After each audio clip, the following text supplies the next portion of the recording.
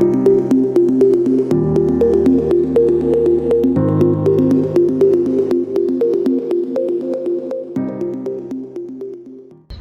Morning और नमस्कार दोस्तों। आज फिर से हम आपके साथ साझा करने आए हैं मन के कुछ विचार, मन के कुछ थॉट्स जो आप लोगों को बड़ा पसंद आता है। आसमान में घने कोहरे हैं, शायद से बादल आज कुछ बरस करके अपना काम निभाएंगे। प्रकृति में हर चीज़ अपना अपना काम करते चले जाती है। कभी हमने सोचा है कि ये चीज़ हो क्यों रही है या कौन करा रहा है? ये सब नियम के तहत चल रहा है। इसी प्रकार जीवन में भी हमारे कुछ नियम होने चाहिए, कुछ सिद्धांत होने चाहिए। चाहे हम छोटा से ही छोटा एक नियम बनाएं, लेकिन उस नियम को हम फॉलो करें और रोज करें।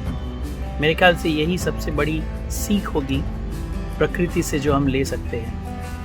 जब जब जो जिस समय होने का है वो तब होने का ही है तो होगा, लेकिन आप ये समझ सकते हैं कि उसको होने देने के लिए उतने सारे समय क्या हो रहा है। उस समय श्रम चल रहा है, परिश्रम चल रहा है, मेहनत चल रही है। तो आइए आज एक अच्छा जीवन चक्र, एक अच्छा जीवन यापन करने के लिए, एक अच्छी लाइफस्टाइल जीने के लिए जो सबसे बड़ी चीज़ हमारी ज़िंदगी में होनी चाहिए वो होता है हमारा खान पान।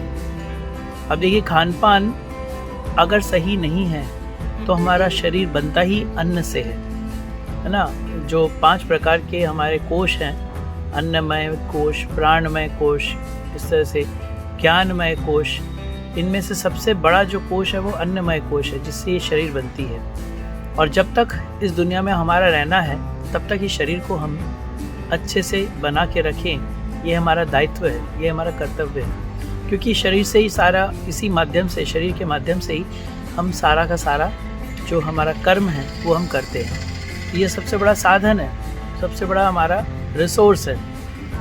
तो आइए इस शरीर को सही बनाए रखने के लिए हमें क्या करना चाहिए, इस बारे में हम कुछ बात करते हैं। आमतौर पे मैं अपने मरीज़ों को 5 पॉइंट प्रोग्राम बताता हूँ। This is my 5 point programme. 5 point programme में सबसे पहला चीज़ होता है, जब हम आहार या खाना खाने बैठते हैं तो हमें उसमें एक बार में एक साथ 2 प्रकार के अनाज नहीं खाने चाहिए। अक्सर हम क्या गलती करते हैं कि 2 रोटी और 1 कटोरी चावल खा लिए। तो ये जो 2 प्रकार के अनाज एक साथ खा रहे हैं ना, ये गलत है। क्योंकि अगर हमने रोटी खाई तो उस पॉइंट ऑफ टाइम में, उसी समय हमें चावल नहीं खाना चाहिए। इसी प्रकार अगर हम चावल खा रहे हैं तो फिर रोटी नहीं खानी चाहिए उस समय। क्योंकि हमारे देश में अगर आप देखेंगे, जो नॉर्थ इंडिया है ना, वहाँ पे गेहूँ उगता है, वहाँ रोटी, अधिकतम रोटी ही चलता है। और जो साउथ इंडिया है या ईस्टर्न इंडिया है, वहाँ पे चावल उगता है, तो वहाँ पे चावल खाई जाती है। तो लोग चावल के साथ रोटी मिला के बहुत कम खाते थे। ये हमने इसको एक खिचड़ी कल्चर बना डाली है। अब आते हैं अपने सेकंड पॉइंट पे। तो आप ये हमेशा ध्यान रखिएगा कि अगर रोटी खा रहे हैं तो अमूमन एक नॉर्मल हेल्दी एडल्ट के लिए, अगर वो बहुत ज़्यादा परिश्रम वाला, बहुत ज़्यादा श्रम वाला काम नहीं करता, जैसे कि हम सब की ज़िंदगी ज़्यादातर होती है, तो 2 या 3 से ज़्यादा रोटी ना खाएं एक बार में। आप कोशिश करें कि 2 रोटी से या 3 रोटी से काम चल जाए। भले आप रोटी में अपने घर का बना हुआ घी लगा के खाएं, उससे आपका कोलेस्ट्रॉल, आपका फैट नहीं बढ़ेगा। नॉन पॉल्यूटेड, बिना प्रदूषित जो घी है उसे आप उसमें चुपड़ के खा सकते हैं। ऐसे ही यही नियम चावल पे भी लागू होता है। अगर चावल खा रहे तो 100 ग्राम यानी मीडियम साइज़ की एक कटोरी जो होती है ना, उसमें जितना चावल आता है उतना आप खा सकते हैं एक बार में, उससे ज़्यादा मत खाइए। रूल नंबर 3, इसमें हम कहते हैं कि आपको बिना प्यास लगे भी थोड़ा थोड़ा करके पानी पीना चाहिए। ये पानी, इस बात पे ध्यान रखिए कि थोड़ा ही होना चाहिए। एक साथ इकट्ठे 1 गिलास या 2 गिलास पानी पी करके हम अपना काम निपटा दें और अगले 2 घंटे तक पानी ना पिए, ऐसा ना करें।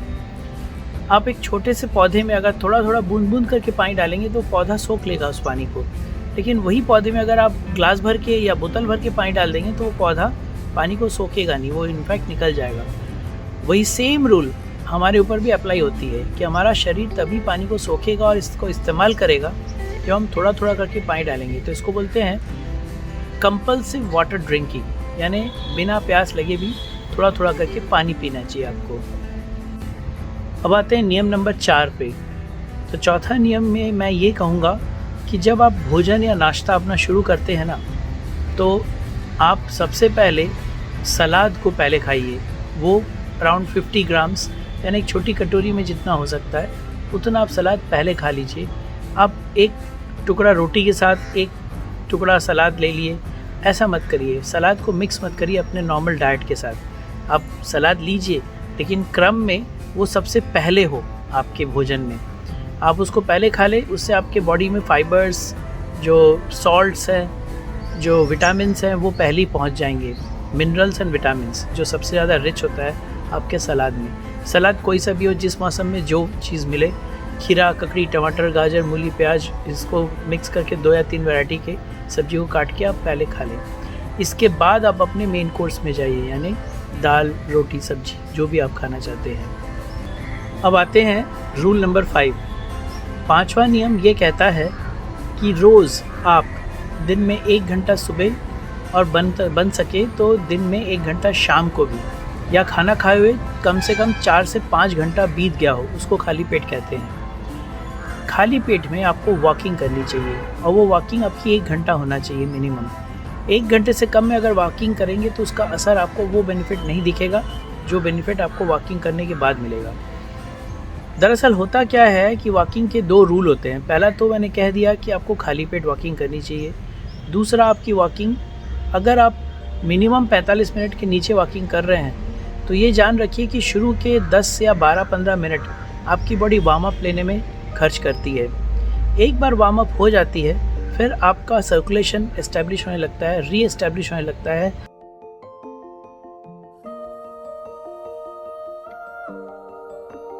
जहाँ जहाँ कम है वहाँ पे बढ़ने लगता है। ये क्यों होता है? क्योंकि जब आपके हाथ पाँव के मसल्स, मांसपेशियाँ, जब आप चल रहे हैं तो वो इस्तेमाल होने लगते हैं, वो चलने लगते हैं, तो वो ब्लड सर्कुलेशन को, they are like muscle pumps. वो मसल्स एक तरह से पेरिफेरल हार्ट बोलते हैं उनको, यानी वो पेरिफेरी से शरीर के दूरस्थ पार्ट में, पैरों में, हाथ में, वहाँ पे जो ब्लड अनयूज्ड बेकार पड़ा हुआ है उसे काम पे लगा दिया जाता है। और ये जब वेनस ड्रेनेज यानी ब्लड जब वापस आपके हार्ट में पहुँचती है ना, तो हार्ट उस एक्स्ट्रा अमाउंट ऑफ ब्लड जो मिलता है उसे अपने से ऊपर लेवल पे अगेंस्ट द ग्रेविटी, यानी गला, आपके ब्रेन, आपकी आँख, वहाँ भेजता है जहाँ पे सबसे ज़्यादा खपत होती है, मेटाबॉलिज्म सबसे ज़्यादा, जहाँ पे मेटाबॉलिक एक्टिविटीज़ चलती है। तो इसलिए जब आप वॉकिंग करते हैं, शुरू के 10 मिनट या 12 मिनट आपका सिर्फ वार्म अप पे खर्च होता है। उसके बाद का जो 45 मिनट होता है वो एक्चुअल वॉकिंग होती है। और वॉकिंग की खूबसूरती और है, आपने 1 घंटा वॉकिंग करके आके बैठ गए, आपने वॉकिंग कंप्लीट कर लिया, आपका लिवर अगले 1 घंटे तक उसी मेटाबॉलिक फेज़ में रहता है, यानी वो चलायमान रहता है, उसका एक इनर्शिया बोलते हैं। वो इनर्शिया में वो उस समय तक एक्स्ट्रा जहाँ पे भी फैट को उसने छुपा के रखा है बॉडी में, उसे मेटाबोलाइज करते रहता है, उसको मोबिलाइज करने लगता है। तो आपकी वॉकिंग की खूबसूरती ये है कि आप वॉकिंग करके आके ज़रूर से पानी पिएं, लेकिन चाय या कॉफ़ी या कोई भी कैलोरीफिक जिसमें कैलोरी है ऐसा कोई तत्व नहीं खाएंगे अगले 1 घंटे तक, तब जाके आपको एक्चुअल फ़ायदा मिलेगा वॉकिंग का।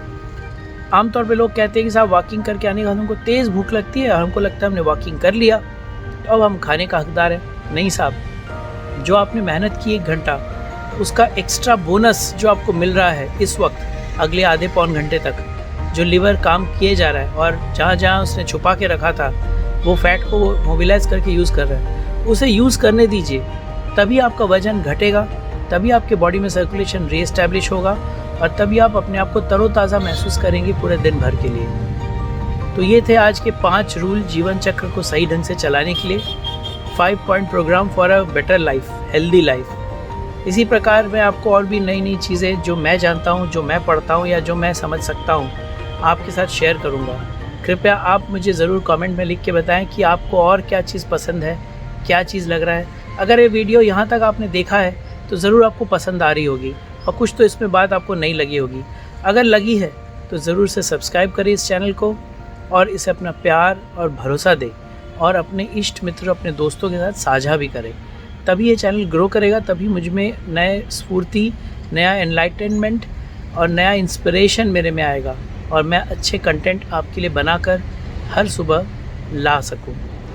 इसी के साथ मैं आप सबको बहुत बहुत हार्दिक शुभकामनाएं और धन्यवाद कहता हूँ। Thank you.